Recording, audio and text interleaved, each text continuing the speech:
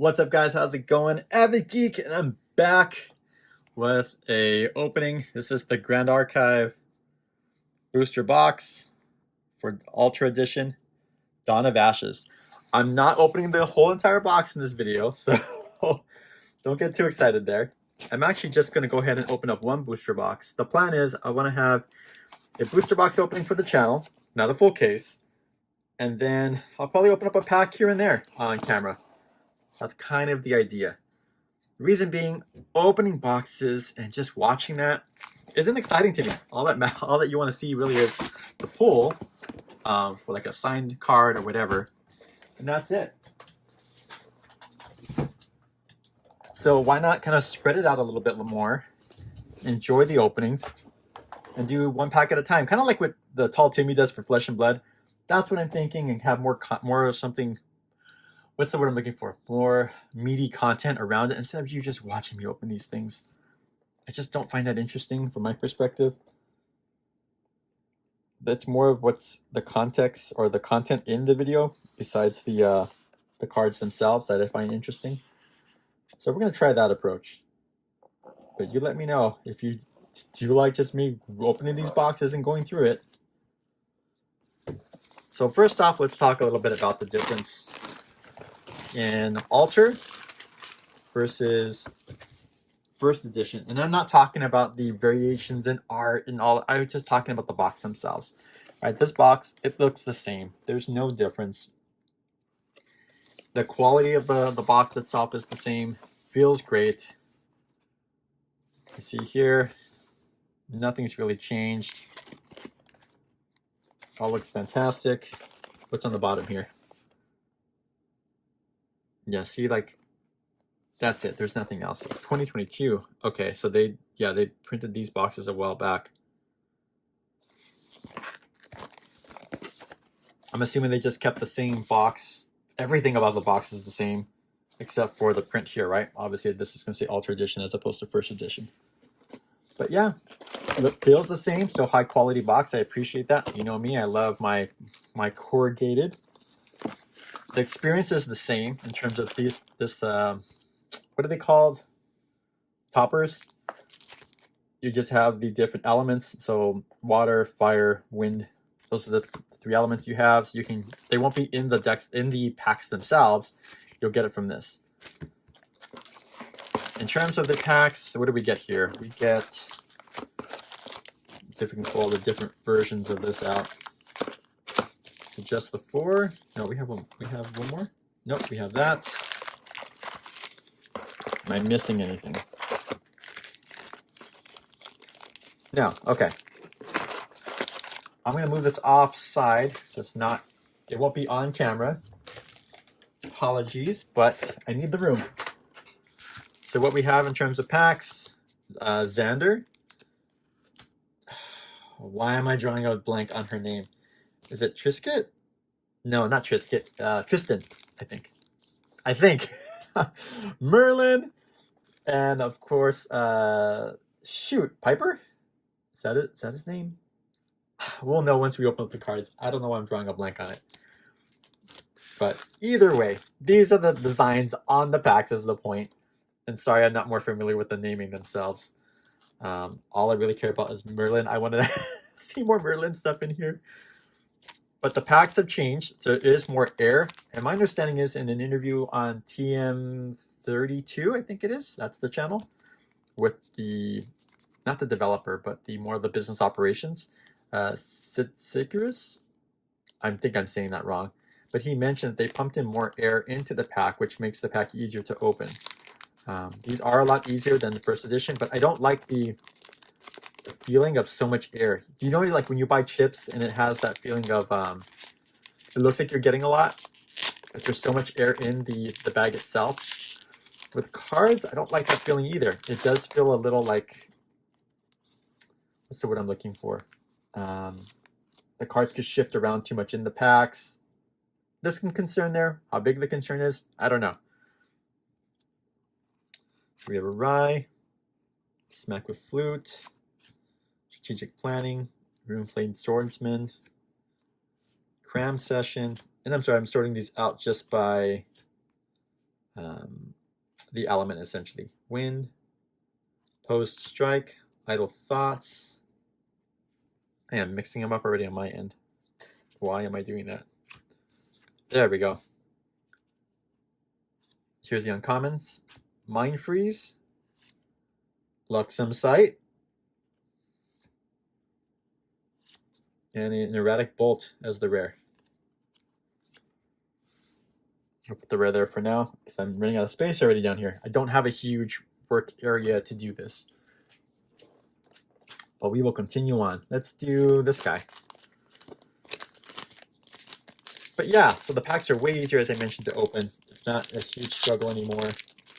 I am noticing, though, in terms of card quality, the print and the cuts. So it's still really rough. You can see all of that like white specking. It still feels like it's not a clean cut. And I don't know if it's just because of the thickness of the card. See that? Like this white flaky stuff everywhere. Let's take a look. The sides, oh, you can see a spot right there, but the side's fine. See, when you go to like an angle like this, you can see it's like very uneven. It's like very rough in terms of the cut itself. Lorraine. Zephyr Assistant, or Zephyr. Oh, skipping. Rage Boars. Flame Lash Subduer. because the art of her, you're so caught up in looking at her, but not really. There's a whole dragon over here. That dragon's cool. I like that aspect of it. Free Stiff. Juggle Knives. Beast Bonder. There's our Vanguard. Spirit Blade, that's our uncommon. Where am I going to put this as crux? Strike from the Mist, is there another uncommon? And another rare, Phalanx Captain. So we saw that in the starter deck, right, that we got that. We're going to try opening it from here. I still don't like opening it from the sides because I'm always afraid it's going to hurt the top corner. But I'm not sure on like what other way you would want to do that. So let's look back at the top. Yeah, see, like there's that white stuff again on here. It's just not a clean cut. So I don't know how well they would do when you're talking about grading. But look at that, how inconsistent that is. But that's fine. You know, it's a new card game. They're going to be learning. Obviously, I think they also went to someone who did printing. Is it new for them to do printing of cards? I can't remember. But there's going to be some growing pains, right? Or learning curves. Actually, that's probably a better way of putting it. Savage Slash. Veiling Breeze. Prodigious Burst Mage. Okay, our uncommon is Reclaim. Warrior's Longsword. And we have a rare, Tide Diviner.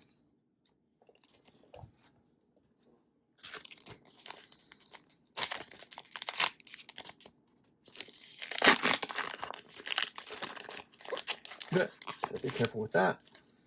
Packs still feel good though. Little, I don't know. They're a little thick, but that's fine as well. Like I said, I'm nitpicking at that point. Let's see here. Training Session. Wind Cutter. Fireball. Weaponsmith. Restorative Slash. Familiar. Here's the uncommon. Purge and Flames. Another uncommon. Fire Resonance Bauble. And a rare. Lunette. And my understanding is on average, there's, 3 foils per box. The 4th foil, if you get one, is going to be a signed card. But that's, I don't know the pull rate on the signed cards themselves. However, I did actually pull one, so excited about that. Now let's talk a little bit about, actually I'll do that once we finish this. Once we finish this pack, I'll start talking about it. The tournament that I went to.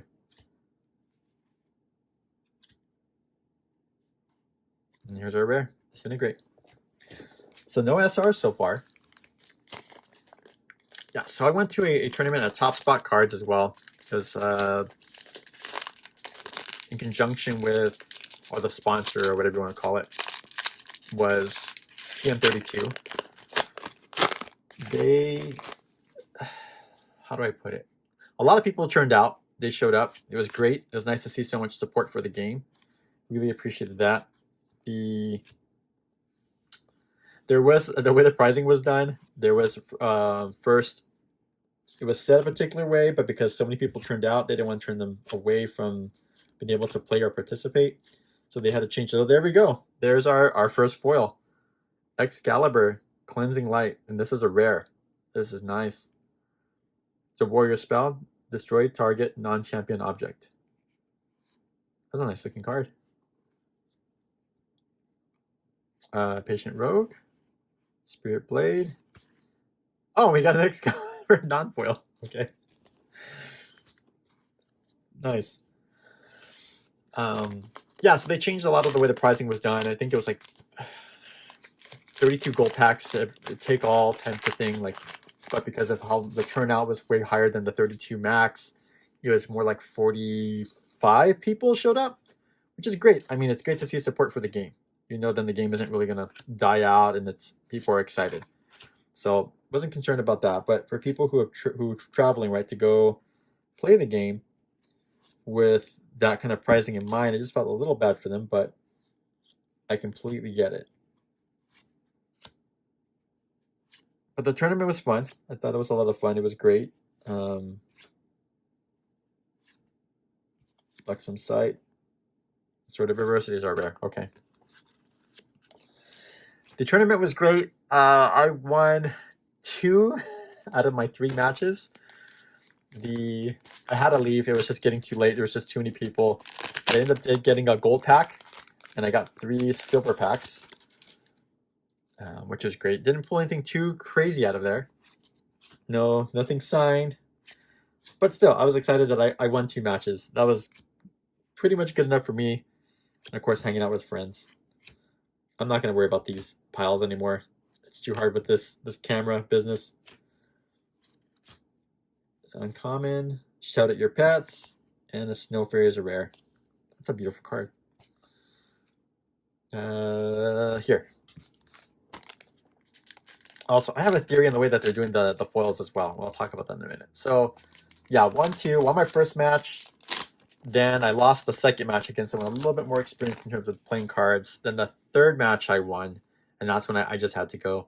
Just couldn't stick around for the remaining of the tournament. But I got my 1 gold pack. I didn't think I was going to make it further than that anyways. So I was perfectly fine with that. Jewel of Enlightenment, Warrior's Longsword, and a Mistbound Cutthroat, which is the SR. Nice.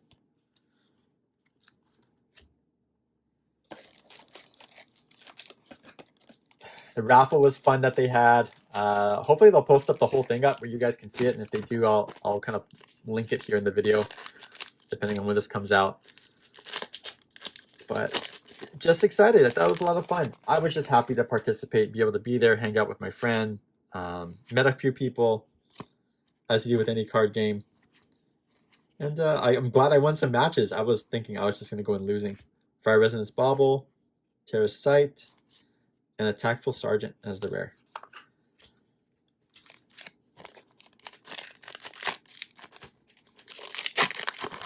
So they're planning to do stuff at Top Spot Cards or TCG. I think every Sunday at 5 p.m. is what they're, not every Sunday, but that's when they would probably be doing their locals, is around that day and that time. So I'm hoping I can start making it there, but we'll see how much time I have. All right, what do we have here? Arrow Trap, Mind Freeze, and Galantine Sword of Sunlight as the SR. Nice. So that was the middle packs, right? So I think the way they're kind of distributing out the foils is 1 per row. So you're getting 1 foil here, 1 foil here, 1 foil here. So if you did pick out of this row. But where is it at, right? I haven't done that test to see, is it the third pack down? Is it the second pack down? But it feels pretty consistent. All right, I just dropped a ton of cards. Hold on. All right, these cards, I've got to get out of my way. Anyways, in terms of where is it at in these packs, I don't know.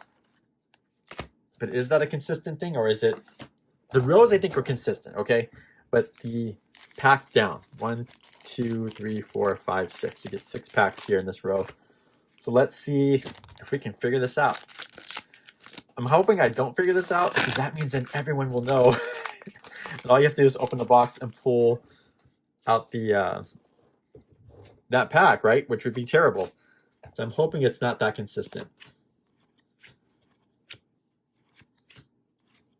And sorry, I'm jumping. There we go. First pack, Curved Dagger. And it's an uncommon. Beautiful looking card.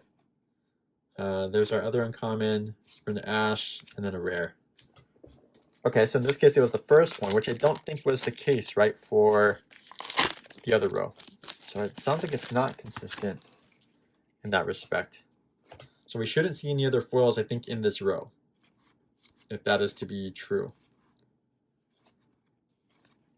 Shout at your pets, Set in Snow, and Orb of Glitter as the SR. So far, what, we have 3 SRs?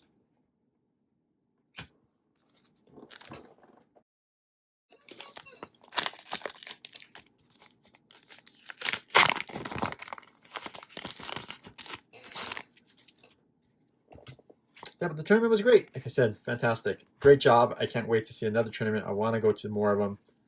Really excited. It's fun to play the game. Arrow Trap, Jewel of Enlightenment, and Excalibur. All right, so we have another one of those. That's the third one so far.